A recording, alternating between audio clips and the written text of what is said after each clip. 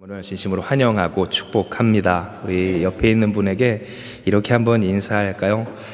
당신의 한 해가 가장 복되기를 축복합니다 라고 인사합시다. 시작. 당신의 한 해가 가장 복되기를 축복합니다. 아멘.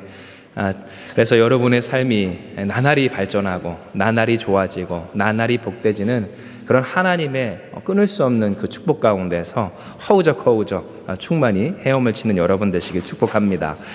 이 마음을 그리고 이 하나님에 대한 감사를 가지고 오늘 이 시간 저는 여러분과 함께 우리는 충성할 것입니다 라는 제목으로 하나님의 은혜를 나누고자 합니다.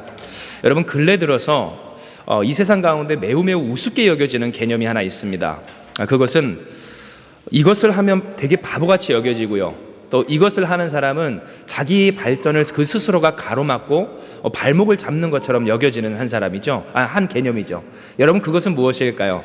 이미 눈치가 뻔하셔서 제목에 이렇게 써 있는 것대로 충성입니다. 충성. 여러분, 이 세상 가운데서 어느샌가부터 모르겠습니다, 제가 어렸을 때만 해도 충성은 우리가 해야 할 여러 가지 정말로 반드시 있어야 할 이 소양 중에 하나라고 여겨져 왔습니다. 충성해야 된다라고, 회사에 충성하든 가정에 충성하든 충성해야, 나라에 충성하든. 그래서 저 어렸을 때 라고 해도 얼마 안 됐지만 교련이 있었잖아요. 여러분은 거기서 이제 교련하면서 이제 제식훈련도 하시고, 네, 총검술도 하셨는 세대가 있는 줄 압니다만, 저도 교련을 배웠거든요. 근데 나라에 충성하고 이와 같은 맹세들을, 이제 이 충성의 개념들을 많이 이야기를 할 때, 여러분 희한하죠. 어느샌가부터 이 나라 그리고 이 세상 가운데서는 충성은 가장 하등 쓸데가 없는 그러한 개념으로서 여겨져 오게 되었습니다. 어느새부턴가 그래서 교회에서 충성하면 바보 같은 짓이고요, 또한 목회자에게 충성하면 성도의 자율성을 침해하는 일이고요, 또한 가정에 충실한 것도 이상하죠. 가장 반드시 지켜야 하는, 말하자면 가정으로 부름받은 사람의 기본 소양 중에 하나인데, 덕목 중에 하나인데, 오히려 가정에 충성하는 것보다 이 멍청한 일이 없는 것처럼 여겨지는 사람들의 모습과 이야기들도 우리가 종종 듣게 되더라라는 것입니다. 그런데 여러분, 한 가지 흥미로운 것은 단 한 번도 이 세상에서 충성이 사라진 적은 없었다는 사실입니다. 그렇다면 여러분, 이 충성이 사라지지 않았다는 것은 무엇을 의미할까요? 실로 이 세상의 많은 사람들은 과거에 보이던 이 충성된 모습을 보이지가 않습니다. 때가 되면, 그리고 기회가 되면 직장도 평생 직장이 없는 바 자꾸만 이직을 해서 연봉 협상을 하는 것을 지혜라고도 이야기를 하고요, 그리고 실제로도 그렇게 많이 합니다. 학교도 예전에는 같은 초중고 혹은 같은 지역에, 혹은 내가 어떠한 학교에 나와서 그 학교에서 내가 뿌리 잡고 털을 잡고 뿌리 내려서 살아가는 것을 미덕으로 여겼다면, 요즘은 할 수만 있다면, 그렇죠, 더 좋은 대학, 더 좋은 곳으로 이렇게 점프를 하는 것도, 네, 편입을 하는 것도 아주 좋은 선택이라고 이야기를 하는 거예요.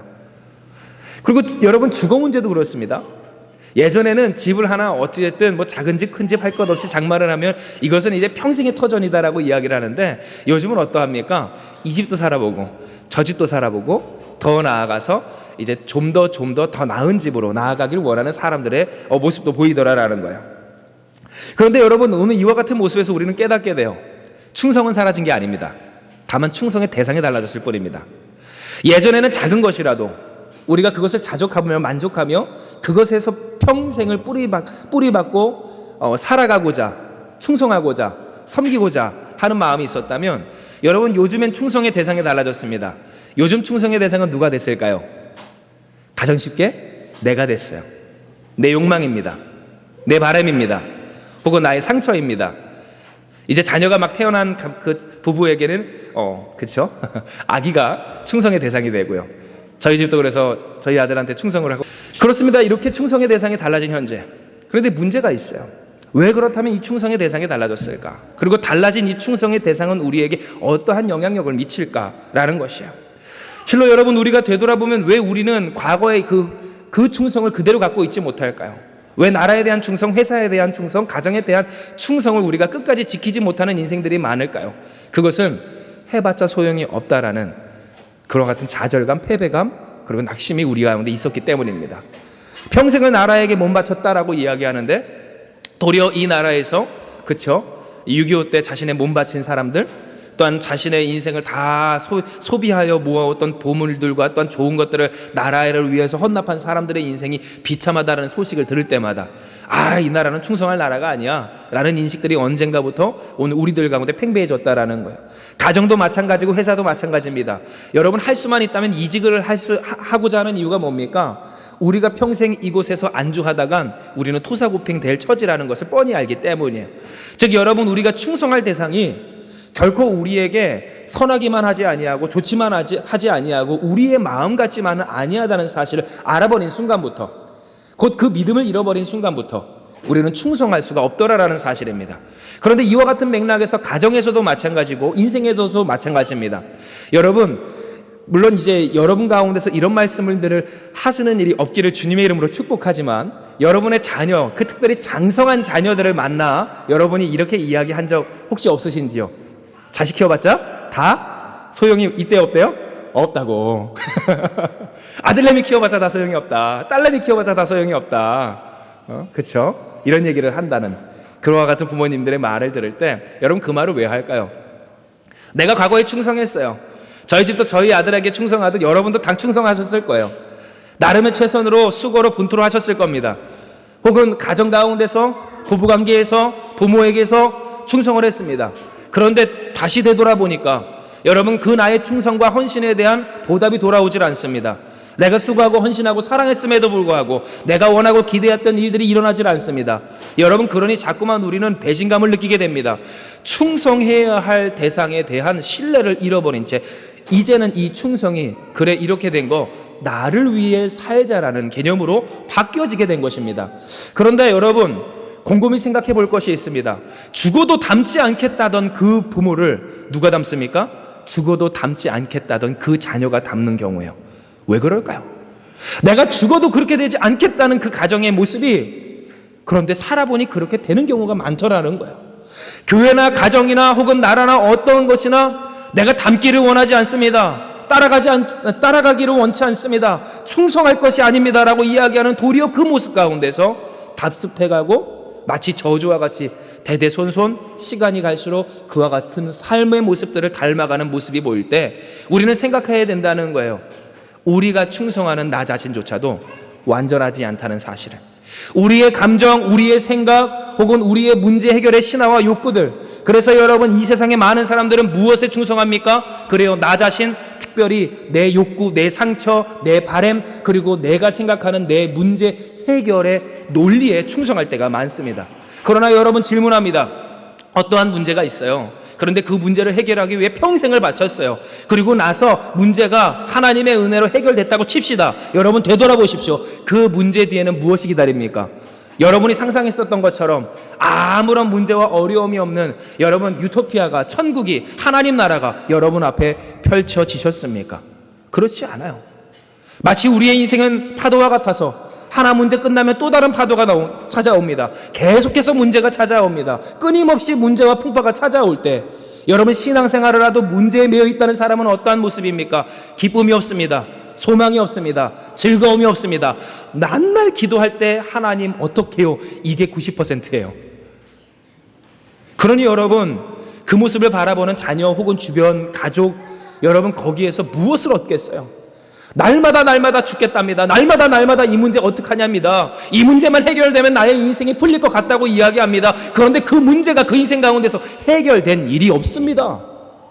사라진 일이 없다라는 거예요. 그런데 동일하게 이와 같은 문제가 오늘 우리에게도 있습니다. 여러분, 제가 요즘 꽂혀 있는 음식이 있습니다. 그런데 이제는 조금 줄여야 될까 싶은 생각이 드는데요. 지난주에 신방을 좀 많이 하게 됐습니다. 그래서 주일날부터 주일날, 월요일날, 목요일날 이르기까지 일주일에 3마라탕을 먹었습니다. 그런데 매운 거를 3번이나 먹으니까 속이 완전히 뒤집어졌습니다. 그래서 지난 월요일부터 화요일날까지 이렇게 목사님들과 함께 모이는 그 모임을 잠깐 저희 가평에서 이제 가지고 목회 얘기하고 또 함께 기도하고 이야기를 나누고 왔는데요. 그동안 제 속이 얼마나 부글부글 거리든지 너무나도 괴롭더라고요. 그런데 여러분, 여기서도 저는 깨달았어요. 내가 좋은 대로 다 밀어넣는다고 해서 내 인생이 복되지는 건 아니구나. 내가 해주고 싶은 거 다 해준다고 해서 그 인생이 존귀해지는 것만은 아니구나. 여러분, 도리어 우리를 영화롭게 하는 것을 생각을 해볼 때 우리에게 있는 결핍이, 우리에게 있는 고난이 우리의 인생을, 우리의 자녀를, 우리의 가족을 더욱더 단단하게 하였던 것을 우리가 되돌아볼 때, 우리가 생각하는 것처럼, 우리가 바라는 대로, 우리가 하고 싶은 대로, 우리가 원하는 대로만 다 산다고 해서 우리의 인생이 복되지는 것은 결코 아니었음을 우리는 인정할 수밖에 없다라는 사실에, 이게 성경은 오늘 우리에게 이야기합니다. 우리가 충성할 대상이 무엇인가? 나의 욕망인가? 나의 인생인가? 아니면 혹은 이 세상에 있는 어떠한 것인가? 여러분, 하나님께 충성하는 여러분 되시길 주님의 이름으로 축복을 합니다. 왜냐하면 하나님은 오늘 우리의 창조주이십니다. 우리의 전능자이십니다. 우리의 아버지이십니다. 우리보다도 우리를 더 잘하시고 또한 우리를 가장 영화롭게 하시는 전능한 구원자이십니다. 즉 우리가 세상에 충성하고 나 자신에게 충성하면 반드시 탈이 있습니다. 그런데 여러분, 오늘 주님 안에서 거룩히 모이는 곳에는 뭐가 없을까요? 숙취가 없고 부작용이 없는 줄 기억하시길 바랍니다. 그래요 여러분. 그래서 요즘 청년들이요, 저를 만나고 우리 교회를 만나면, 우리 교회 예배를 드리고 또한 모임을 하면 하나같이 하는 얘기가 있어요. 교회 모임 안 갔대요. 교회 모임이 안 갔대요. 이거 교회가 아니야 라고 이야기를 합니다. 할렐루야. 그런데 하나같이 또 이런 얘기를 해요. 너무 이 모임이 좋대요. 왜 그럴까요? 부작용이 없어요. 숙취가 없어요. 뒤탈이 없어요. 세상의 것들로 밀어넣어서 나의 인생을 행복하게 하고자 할 때에 있었던 모든 그 뒤탈이 오늘 하나님 앞에 모인 우리 가운데는 없다라는 거예요. 예배 가운데 가장 행복한 여러분 되시길 축복합니다. 그러면 여러분, 우리가 어떻게 하나님께 이 충성을 온전히 할 수 있을까요? 첫째, 여러분, 충성의 개념을 바로 알아야 합니다. 여러분, 충성은 무엇입니까? 쉽게 말해 이런 거예요. 소중히 여기는 것인 줄 기억하시길 바라요. 충성은 소중히 여기는 거예요. 그래서 영어로는 faithful이라고 이야기를 합니다. faithfulness, 신실함이라고 이야기합니다. 즉 이것은 충분히 그럴 만한 믿음에 대하여서 약속하신 신앙을 지켜내는 것, 곧 그 마음을 틀지 않는 것, 내가 소중히 여긴다라고 하는 것에 대한 그 신앙과 믿음과 믿음의 선택들을 확고히 지켜나가는 것을 충성이라고 이야기를 할 때에, 여러분 누가 뭐래도, 여러분 질문할게요. 자녀들 다 계시죠? 가족들 다 계시죠? 여러분의 자녀들이 이 세상에서 하나님 다음으로 가장 귀한 보물인 줄 기억하시길 바라요. 여러분, 근데 이 사실을 잃는 경우가 있어요. 놓치는 경우가 있어요. 상황과 환경과 어려움이 있을 때. 그런데 여러분, 그때 우리는 그 자녀에게 뭐 어떻게 합니까? 온전하게 대하지 못합니다. 우리의 인생이 어그러집니다. 문제가 생깁니다. 가정도, 인생도, 여러분 우리의 삶의 모든 문제도 동일하게 굴러가게 된다라는 거예요. 여러분, 그래요. 오늘 하나님이 우리에게 이야기하신 바, 하나님은 우리의 창조주이십니다. 하나님은 우리의 구원자이십니다. 하나님은 우리의 아버지이십니다. 우리를 가장 복되게 하시는 전능하신 여호와이십니다. 그 하나님에 대한 신앙, 그 하나님에 대한 약속을 여러분 우리가 지켜내는 것, 이것이 바로 충성이라고 이야기를 할 때에, 종종 세상 사람들, 아니 예수 믿는 사람들조차도 이 충성에 대하여서 오해하기를, 여러분 충성이 마치 그저 그 자리를 지키고만 있는 것이라고 착각하는 사람들이 있지만, 여러분 오늘 이 시간 우리의 충성을 온전히 할 비결 세 가지, 그 중에 첫 번째는, 충성은요 움직이는 것인 줄 기억하시길 바랍니다. 그 길을 따라가는 것이 바로 충성인 줄 믿으시길 바랍니다. 여러분, 그래서 우리가 말씀을 한 구절 찾기 원하여 요한복음 14장 6절의 말씀입니다. 우리 같이 봉독합니다. 요한복음 14장 6절, 주보에도 제가 기록해 놨습니다. 우리 같이 봉독합시다. 시작. 예수께서 이르시되 내가 곧 길이요 진리요 생명이니 나로 말미암지 않고는 아버지께로 올 자가 없느니라. 아멘. 여러분, 제가 가장 안타까워하는 일 중에 하나는요, 예수님을 평생을 믿었다고 하는데 그 심보가 바뀌지 않는 일이에요. 예수님을 평생 믿었다고 하는데 그 성향과 성격과 언행심사가, 선택이 바뀌지 않는 일이라는 거예요. 여러분, 그래서 우리 한마음교회는요, 남 탓하는 신앙에서 벗어나는 오늘 이 교회가 되어야 할 줄로 믿습니다. 할렐루야. 여러분, 그래서 항상 신앙생활하고 기도를 하는데 보면 그 기도의 내용이 항상 문제 탓이에요. 항상 세상 탓이에요. 항상 남 탓이에요. 남편이 어쩌고, 아내가 어쩌고, 자식이 어쩌고, 가정이, 사회가, 나라가, 환경이. 여러분, 오늘 하나님이 우리에게 주시는 축복은요, 객체가 아닌 주체의 축복인 줄 믿습니다. 하나님이 아브라함을 복되게 하신 거지, 하나님이 아브라함을 복되게 하시기 위해서 이삭을 주셔서 복되게 하신 것은 아니라는 거예요. 이삭을 낳을 만한 믿음의 조상이 되게 하심으로써 이삭을 낳게 하신 이 하나님의 축복의 메커니즘을, 이 방법을 기억할 때 가장 복된 여러분 되시길 축복해요. 남 탓하지 않는 이 교회가 되어야 한다는 거예요. 그러면 어떻게 하면 우리가 남 탓하지 아니하고 성장하고 장성하는 오늘 가장 복된 내가 될 수 있을까 생각을 해볼 때, 그래서 예수님은 이야기하십니다. 예수께서 이르시되 내가 예수가 길이라고요. 여러분, 여기서 이 길은 어떠한 뜻입니까? 첫째로는 쉽게는 예수님 아니고서는 하나님께로 나아갈 사람, 구원받을 사람이 없다라는 것을 의미하지만, 여러분 그것보다도 더 중요한 것은 예수님의 길이라고 하는 것은 예수님의 길을 우리가 쫓아야 함을 말씀하셨다는 거예요. 여러분, 그래서 예수님을 믿는다는 것은 무엇을 의미할까요? 예수님의 방식대로 살아가는 거예요. 예수님의 방식대로 생각하는 거예요. 예수님의 방식대로 내가 말하고, 내가 예수님의 방식대로 우리의 마음을 온전히 고치고 변화시킨 것을 뜻하다는 사실이에요. 그리고 여러분, 진실로 이와 같은 일들이 우리에게 분명히 필요한 것은, 여러분 저는 많이 봐요. 내가 예수님 앞에서 나의 이 언행 심사를 주님 앞에 온전히 할 때 이루어지는 역사들은 정말로 신기한 것, 여러분 그것은요, 하나님 앞에 우리가 주님의 마음을 품기로 결단한 순간부터 역사가 이루어진다라는 사실입니다. 진짜 문제는 어디서부터일까요? 지난주가 아니죠. 12월 29일 제가 한 설교에서도 하나님이 전하게 하신 말씀에서도 전하게 하셨지만, 여러분 우리의 진짜 문제는요, 예수님으로 말미암아 해소되지 않은 우리의 불안이에요. 저렇게 우리 아기들이 학 소리를 지를 때 잘하는 걸까요? 못하는 걸까요? 잘하는 거예요. 자기의 소임을 충실히 하고 있어요. 나 여기 있다. 그런데 여러분, 이것을 불안함으로 보면 어떻게 될까요? 쟤네들이 커서도 예배 시간에 소리 지르면 어떡하지? 말도 안 되는 걱정이에요. 그렇죠? 그런데 그 걱정이 여러분 오늘 우리 가운데 엄습하는 순간, 우리는 이 자녀들, 사랑하라고 주신 이 자녀들을 막대하기 시작해요. 불안이 조종하는 거예요. 불안에 충성하는 거예요. 염려에 충성하는 거예요. 여러분, 그런데 이와 같은 일들이 얼마나 우리의 삶을 피폐하게 했습니까? 하나님이 지키신다라는 그 사실 앞에서 우리가 마음 놓지 못할 때, 하나님이 우리의 구원 되신다라는 그 말씀 앞에서 우리가 충성하지 못할 때 얼마나 많은 경우 우리가 헛발질을 했는지, 이게 성경은 오늘 우리에게 이야기합니다. 충성의 방법이 무엇인가? 여러분, 주님을 따르는 여러분 되시길 주님의 이름으로 축복합니다.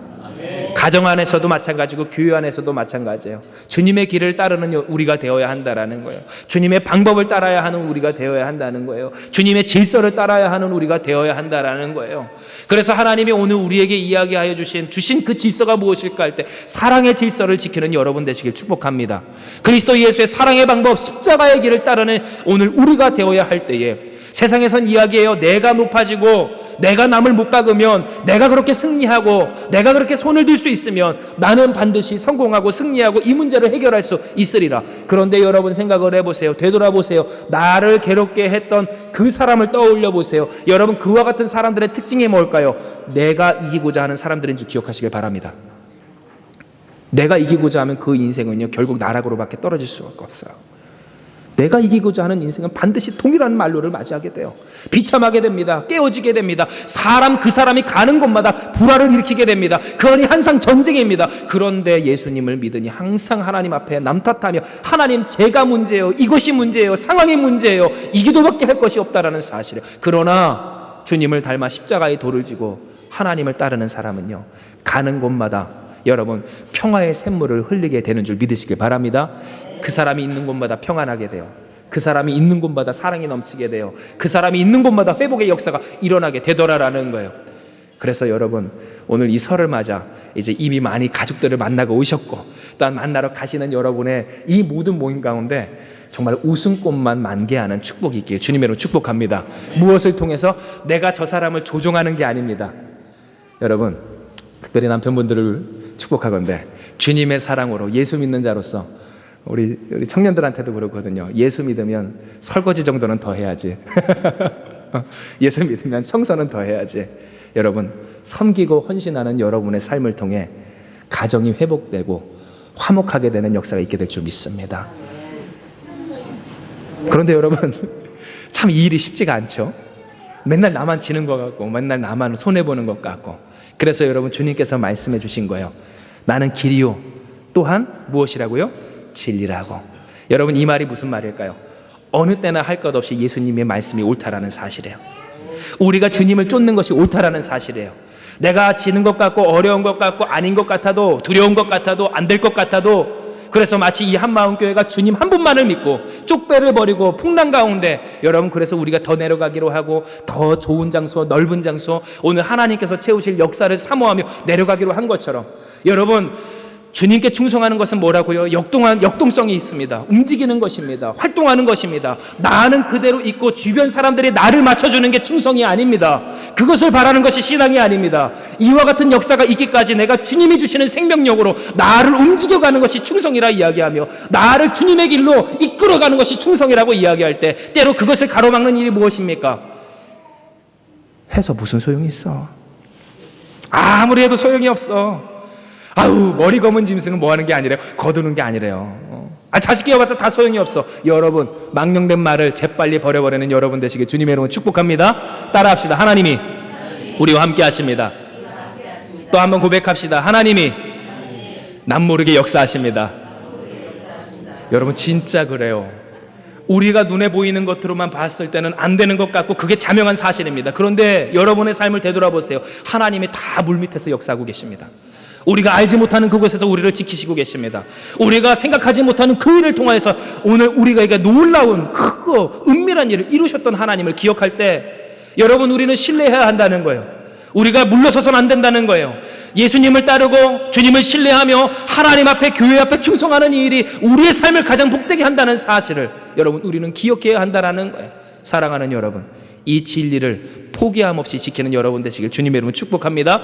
그리고 마지막 세 번째, 성경이 오늘 우리에게 증언하는 바, 예수님은 이야기하십니다. 나는 무엇이래요? 생명이시라고. 여러분, 이것이 무엇일까요? 그래요, 여러분, 예수님만이 우리의 살 길 되시는 줄 기억하시길 바랍니다. 예수님만이 오늘 우리를 사람답게 하여 주시게 하시는 가장 복된 분임을 기억하는 여러분 되시길 주님의 이름으로 축복합니다.